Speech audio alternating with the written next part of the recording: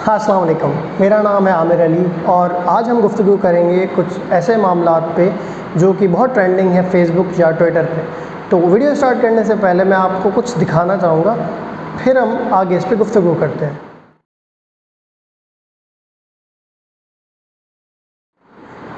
तो जैसे कि आपने देखा, ये तस्वीर पिछले 2 दिनों से, जब से हमारी बजट जो है वो अनाउंस हुई है पार्लियामेंट में, तब से ये जो तस्वीर है ये बहुत ट्रेंडिंग चल रही है। और हर अहरा गहरा तो खैर कहना गलत है, हर बंदा जो फेसबुक पे यूँ समझे कि थोड़ा बहुत शोकास करना चाहता है, उसने ये तस्वीर उठा के अपनी वॉल पे पोस्ट कर दी है, बिना किसी हक़ाइक़ को जाने, बिना कोई रिसर्च किए, बिना ये जाने कि आया जो मैं पोस्ट कर रहा हूँ वो आगे कितने लोगों को गुमराह करेगा, ये तस्वीर पोस्ट कर दी। तो आइए हम जानने की कोशिश करते हैं कि असल हक़ाइक़ हैं क्या। अच्छा जी, तो सबसे पहले तो हम ये देखते हैं कि बजट है क्या, बजट किस चीज़ को बोलते हैं। बिजनेसमैन के टर्म्स में अगर आप जानना चाहें तो बजट बोलते हैं जब एक बिजनेसमैन देखता है कि भाई कमिंग टाइम में, आने वाले वक्त में मेरा सरमाया और मेरे अखराजात कितने होंगे। तो अगर हम डेफिनेशन पे नज़र डालें, इन्वेस्टोपीडिया या investing.com, ये कुछ वेबसाइट्स हैं जो जानी मानी जाती हैं जब आप फाइनेंस की या किसी अकाउंट्स की बात कर रहे होते हैं। तो वो लोग ये कहते हैं बजट वो है जहां आप अपने आने वाले टाइम के अखराजात और सरमाए के बारे में प्लानिंग करें। वो अखराजात और सरमाया जो अभी तक हुआ नहीं है लेकिन आप देखना चाह रहे हैं कि आगे आप कितना सरमाया कर सकते हैं या कितना आपका अखराजात आ सकते हैं।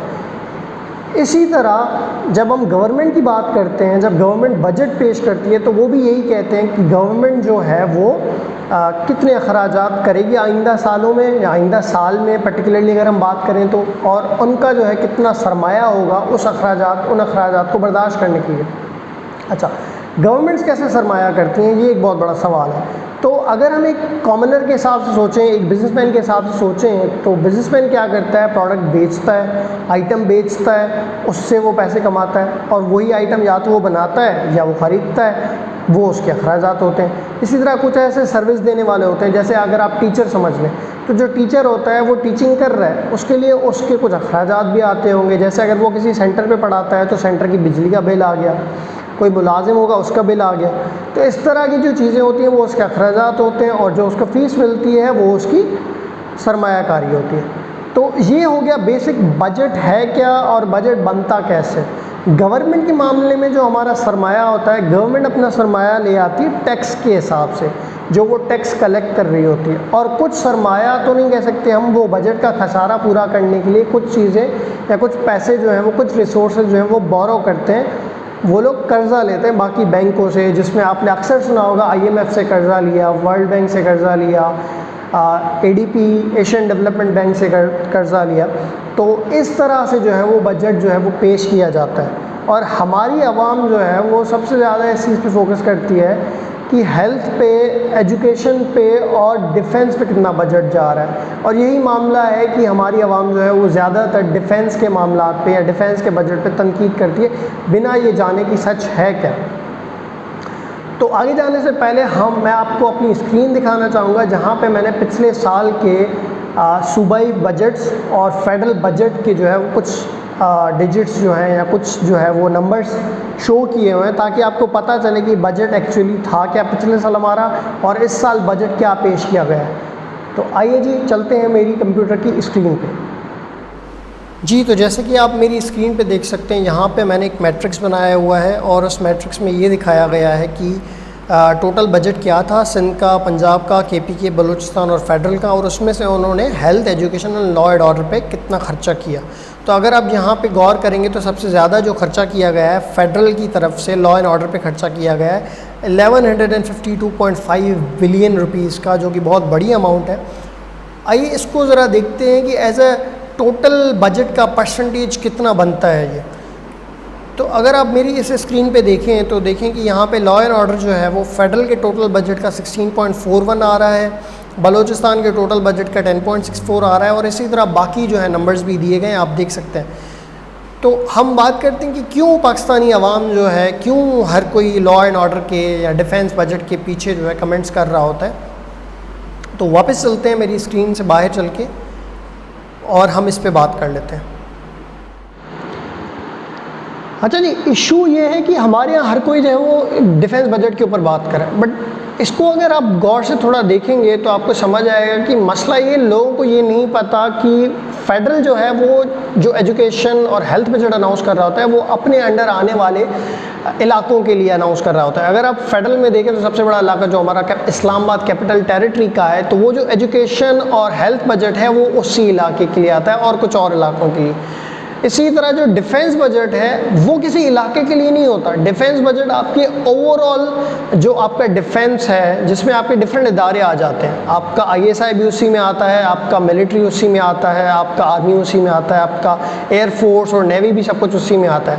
और सिर्फ वो आपके जितने भी आर्मर हैं, जितनी भी आर्मर रिलेटेड चीज़ें जो आपका मुल्क परचेज़ कर रहा होता है वो सारा उसी डिफेंस बजट में आ रहा होता है। तो अगर आप इसको देखें तो ये बजट जो है मेरे ख़्याल से आपको समझ आएगा कि ये जो है, अगर आप इसको तोड़ के देखें तो एज ए इंस्टीट्यूशन ये बजट इतना ज़्यादा नहीं है कंपेयर टू हमारे जो पड़ोसी ममालिक हैं। इनफैक्ट एक रिसर्च के मुताबिक मुझे ये पता चला कि हमारी जो आर्मी है वो वर्ल्ड टॉप 5th पे या 6th पे आती है, लेकिन उसका जो बजट है वो अगर यूजेज के हिसाब से बात की जाए तो 25th नंबर पे आता है। दिस इज़ समथिंग जो लोगों को जानना चाहिए, जिसके ऊपर रिसर्च करनी चाहिए।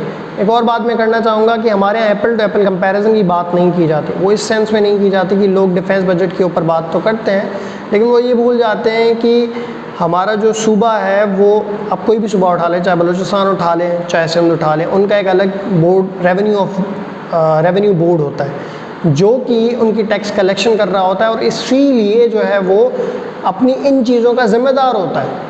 तो ये जो ज़िम्मेदारी है ये फेडरल की इन द सेंस नहीं है, क्योंकि आप इसके लिए रेवेन्यू खुद जनरेट कर रहे हो और एक्सपेंस भी आपको खुद ही करना है।